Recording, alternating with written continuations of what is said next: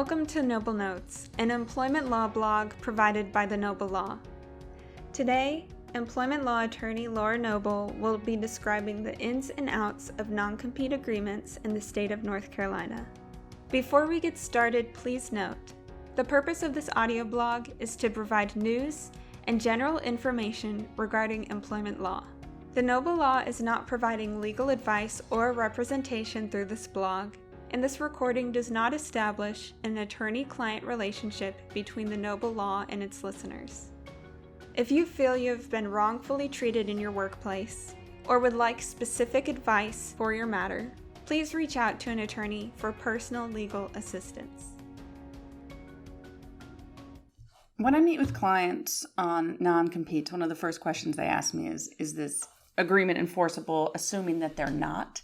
And that is a huge mistaken notion to have. And while they are what's called disfavored in North Carolina, meaning courts are supposed to look at them with kind of extra scrutiny, they certainly are enforceable if they meet certain conditions. In order to be enforceable, the non-compete has to be in writing. It has to be reasonable as to time and territory. It has to be part of either your onboarding with a company or part of a contract. So there has to be valid consideration, and an offer of employment is considered valid consideration. And it has to be designed to protect a business's legitimate interests. So how that works out in North Carolina is that these are all sort of legs of a table. And if any one of them is not present, the whole table falls. In other words, the courts don't come in and try to fix it and rewrite it in order to comply with all of those requirements. It has to meet all of those requirements on its face. But many of them do. And if they are in writing, reasonable as to time and territory, part of an employment contract or with other valuable consideration, and for the company's legitimate business interests, then it will be enforceable. So, for example, if you are a salesperson and you sell medical equipment in Raleigh, if your company has you sign a non-compete that says, I promise when I leave this company for whatever reason, I won't go and sell medical equipment for your competitors in Raleigh, and I promise not to do that for a period of 12 months. That's probably going to be enforceable against you.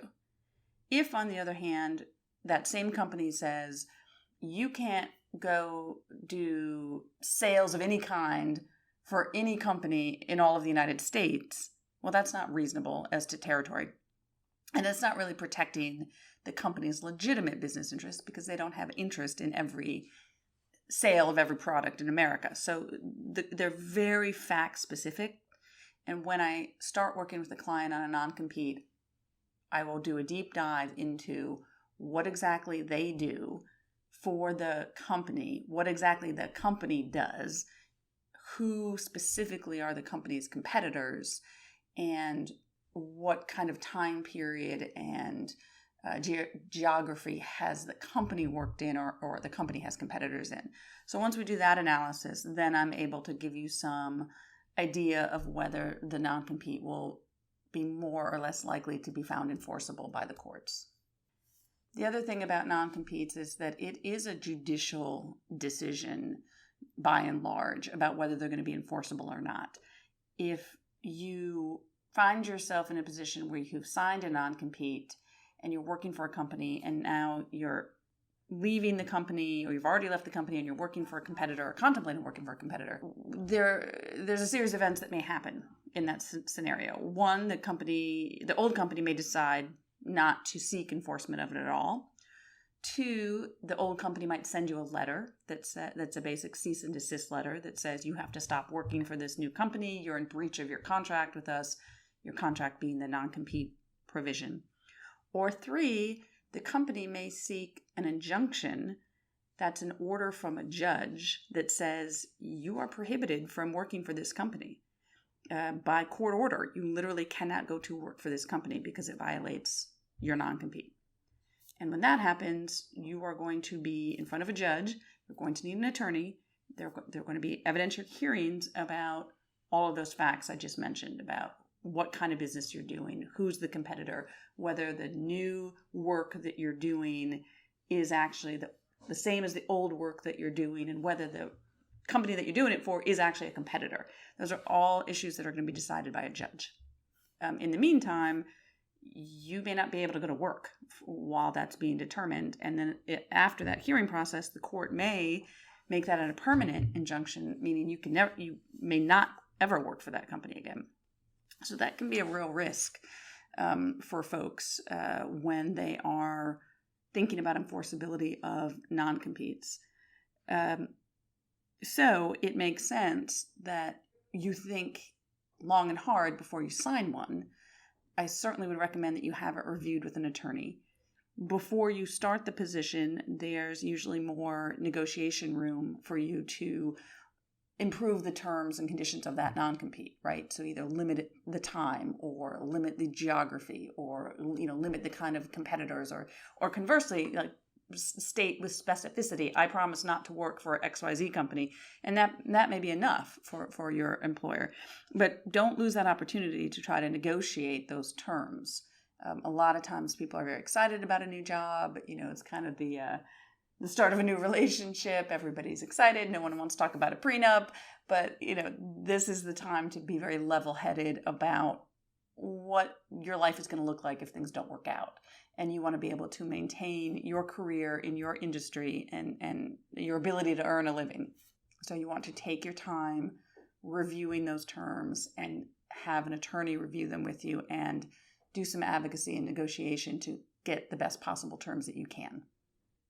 So when you come to meet with us about your non-compete, either before you start the job that's requiring you to have one, or if you're thinking of leaving one that may be in violation of your non-compete, what we will ask you is to bring all your documents, including your job offer, job description of the company, the org chart, an understanding of your industry, an understanding of who your competitors are.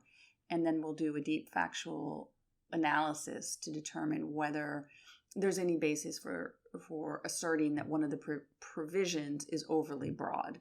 So if in that analysis, the company, let's say, prohibits you from working in medical sales for 3 years, we're probably going to be able to assert that that's an unnecessary amount of time to protect the company's legitimate business reasons. But again, it depends on who you are and what you did for them, right? If you're the CEO of Pepsi and you want to go work for Coca-Cola, they're probably going to have a pretty ironclad non-compete for that because of the importance of what you do and the information that you may have and how that may translate into actual unfair competition for the new company. That's the other thing. Competition is the basis for our economic system, right? It's a free market system. So it's not that folks are using these in the best possible way when they're being used in the best possible vein. It's simply to prevent unfair competition. What the courts do and lawyers and their advocates do want to make sure that people aren't getting swept up into restrictions that are fair competition, right? Because people have to be able to make a living.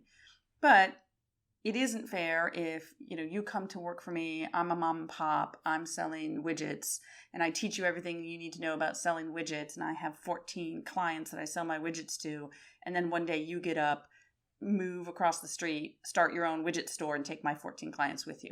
That's unfair competition, right? And so that's why those non-competes and non-solicitation clauses come into play. Non-solicitation is different from the non-compete. Non-solicitation is a promise that you won't take the company's clients, or it can also be a promise that you won't take the company's employees. And those tend to be more enforceable by courts than the non-competes, again, around the fairness factor, right? And there's less of a argument that it prevents someone from making a living in a free market economy if they are not being restricted in the work they do. The company's just saying, don't take the clients that I worked hard to get and don't take the people that I worked hard to recruit. And you agreed not to do that. Then if you go and do it, courts are more likely to find that enforceable. The other thing, though, about non-competes that people forget is that it's still a contract. And like with all contracts, you have to prove first that there is a breach of those contracts and then that you suffered an economic damage as a result of that. So for non-competes, it's a little bit turned on its head because you almost never get to the economic damages part of the analysis because of that injunction process I talked about earlier. So if I'm the old company and I want to enforce my non-compete against you, ultimately I'm not trying to get $5 million out of you. What I'm trying to do is get you to stop working for my biggest competitor and giving away all my trade secrets and all my market analysis and getting all my customers to leave me and go to you. So what I really want is that injunction. I want a court to say, you cannot do this work. You cannot compete against Laura's company. Once that happens and I get that injunction, I don't really care whether I can prove that I, as a company, suffered economic losses because of your competition. But it is an analysis in some of the cases and some things that people still have to consider. So if you are an employee and you are in a position where you cause a significant amount of harm economically in violation of your non-compete, you might be on the hook for monetary damages if the company can prove it. So, I think sometimes people are more nonchalant about these contracts than they should be, because they can have very serious consequences on your future employment. If you've signed a non-compete that you now think is unfair, you certainly should go see an attorney and try to devise some strategies. Just like with every other term and condition of your employment, you may be able to find a strategy that would allow you to negotiate more favorable terms and still stay at that company. Alternatively, you may be able to negotiate, or through your attorney negotiate, an exit that includes more favorable terms. Let's say the agreement says you promise not to sell medical equipment in all of North Carolina. Maybe you can negotiate with the company to say, look, you really only do sales in Raleigh and Durham. So how about if I just promise not to do sales in Raleigh and Durham, and I'll go out to Asheville and do sales? And sometimes companies are open to that kind of good faith negotiation, win-win as the employee exits. The third strategy being you determine if there's a high probability or not of enforceability. If your lawyer thinks it's not well drafted and it's probably going to be overly broad and the company's probably not going to be able to convince a judge to enforce it, then you could take the leap to the new company and hope the old company doesn't come after you. That could be a risky strategy, but sometimes that is the one that makes the most sense, depending on your facts and circumstances and the details of your contract. Non-compete laws are mainly state-based laws. So it's a very important question that you know under which state the contract is governed, and that will usually be a provision in the contract. So even though you're in North Carolina and your company is in North Carolina, that company may have been incorporated in Delaware, and your contract might say this contract is bound and governed by the laws of Delaware. Now, there's an argument of whether your attorney could argue for a different rule of law, but for the most part, that is what you want to key into when you're talking to an attorney. You want to know that attorney has an understanding of the non-compete laws in that state that has been designated in the contract. The Noble Law is a recognized leader in employment law with offices in Manhattan, Raleigh, and Charlotte. Our goal is to level the playing field for employees, and we work to deliver outcomes with integrity and empathy for the client's journey. Our success is measured by delivering positive impacts for our clients and serving as a catalyst of change in employment law and society as a whole. To learn more about our firm, visit us at www.thenoblelaw.com. Thank you for listening.